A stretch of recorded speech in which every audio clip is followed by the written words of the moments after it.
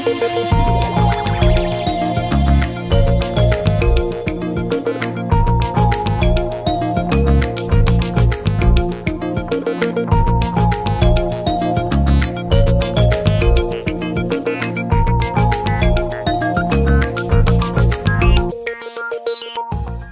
हिंद दोस्तों, welcome to the exam toppers. स्वागत है आप सभी का हमारे द एग्जाम टॉपर्स परिवार में। यदि आपको लंबी दूरी तक रोपवे की रोमांचक यात्रा अर्थात एडवेंचर टूरिज्म करनी है तो आपको गुवाहाटी जाना पड़ेगा। अगर आप यात्रा करने के शौकीन हैं, आपको घूमने फिरने का कुछ ज़्यादा ही शौक है, तो आप रोपवे की आनंद लेने के लिए गुवाहाटी जा सकते हैं। गुवाहाटी में देश का सबसे लंबा रोपवे बनाया गया है। यह रोपवे अब आम लोगों के लिए भी खोल दिया गया है। इससे असम में टूरिस्ट अर्थात पर्यटन को बढ़ावा मिलने की उम्मीद जताई जा रही है। स्थानीय लोगों को एक क्षेत्र से दूसरे क्षेत्र में जाने के लिए अब घंटों का इंतजार नहीं करना होगा।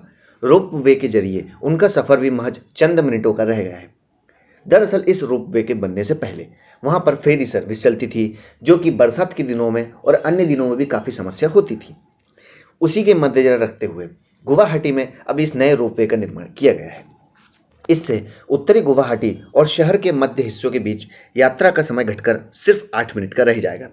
राज्य के वित्त और स्वास्थ्य मंत्री हिमंत विश्व शर्मा ने रोपवे का उद्घाटन करने के बाद कहा कि इससे न केवल पर्यटन को बढ़ावा मिलेगा बल्कि यात्रा भी आसान हो जाएगी। असम की राजधानी गुवाहाटी में सोमवार को देश का सबसे लंबा रिवर रोपवे अर्थात तारों के जरिए नदी पार करने वाला एक ऐसा वाहन मिल गया है जो ब्रह्मपुत्र नदी के दो किनारों को आपस में जोड़ने का कार्य करेगा। लगभग 56 करोड़ की लागत से बनने वाले यह रोपवे लगभग 1.8 किलोमीटर की दूरी तय कराएगा। इससे उत्तरी गुवाहाटी और शहर के मध्य हिस्सों में यात्रा करने का समय सिर्फ 8 मिनट का रह जाएगा, जिसमें लगभग पहले 30 मिनट से लेकर 50 मिनट तक का समय लगता था।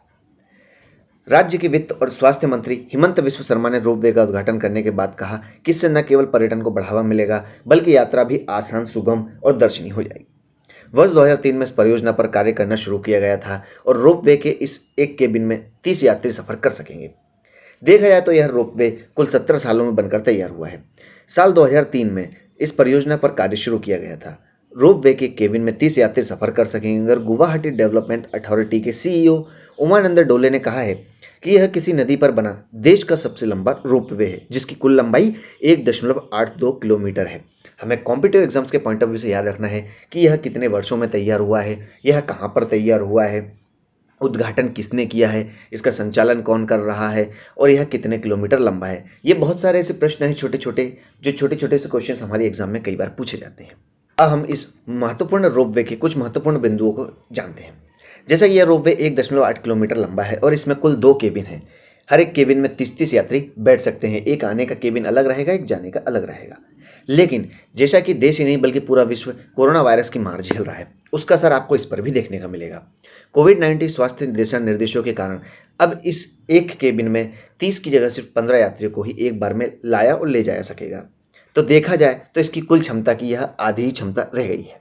यह रोपवे गुवाहाटी में कचहरी घाट से उत्तरी गुवाहाटी के डोल गोविंदा मंदिर तक बनाया गया है। कहां से कहां तक बनाया गया है दोस्तों?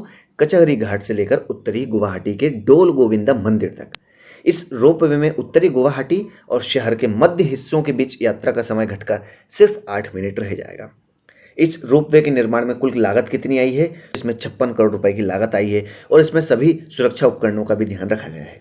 अधिकारियों के अनुसार इसके निर्माण में अत्याधुनिक टेक्नोलॉजी का भी उपयोग किया गया है।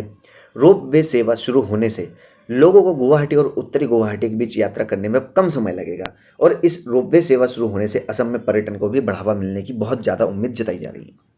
इस रोपवे से यात्री गुवाहाटी शहर की खूबसूरती के साथ विशाल ब्रह्मपुत्र और पिकॉक आइलैंड में बने उमानंद मंदिर का नजारा आसानी से देख पाएंगे। एक बहुत ही महत्वपूर्ण यहाँ पर शब्द आ रहा है, पिकॉक आइलैंड। तो हमें याद रखना है पिकॉक आइलैंड कहाँ पर है दोस्तों? तो यह गुवाहाटी में है। और उमानंद मंदिर कहाँ पर है? तो यह भी गुवाहाटी में है। इस यात्रा के लिए प्रत्येक व्यक्ति से रोपवे सर्विस का इस्तेमाल करने के लिए 60 रुपए का शुल्क लिया जाएगा, जबकि दोनों तरफ से यात्रा करने वालों के लिए यह शुल्क 100 रुपए रह जाएगा। ब्रह्मपुत्र नदी पर बने इस रोपवे से गुवाहाटी की खूबसूरती को और नजदीक से देखा जा सकता है और मनमोहक नज़ारों का आनंद लिया जा सकता है। इसमें सफर करने वाले यात्रियों के लिए रोजाना, साप्ताहिक और मासिक पास की सुविधा उपलब्ध करवाई जाएगी और यह रोपवे सर्विस सुबह 8 से शाम 6 बजे तक मिलेगी और इस पर निगरानी रखने के लिए कुल कितने 56 से लेकर 58 कैमरे तक लगवाए गए हैं। इस प्रोजेक्ट पर काम किसने किया है?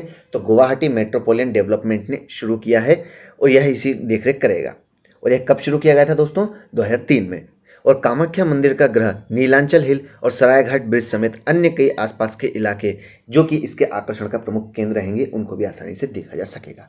तो यह थी पूरी चर्चा देश के सबसे बड़े लंबे नदी रोपवे के बारे में, जो कि असम की राजधानी गुवाहाटी में तैयार किया गया है। अगर आपको यह वीडियो पसंद आया है तो वीडियो को लाइक एंड शेयर करना बिल्कुल ना भूलें। साथ ही चैनल को सब्सक्राइब कर बेल आइकन को प्रेस कर लें ताकि आपको लेटेस्ट वीडियोस के नोटिफिकेशन मिलते रहें।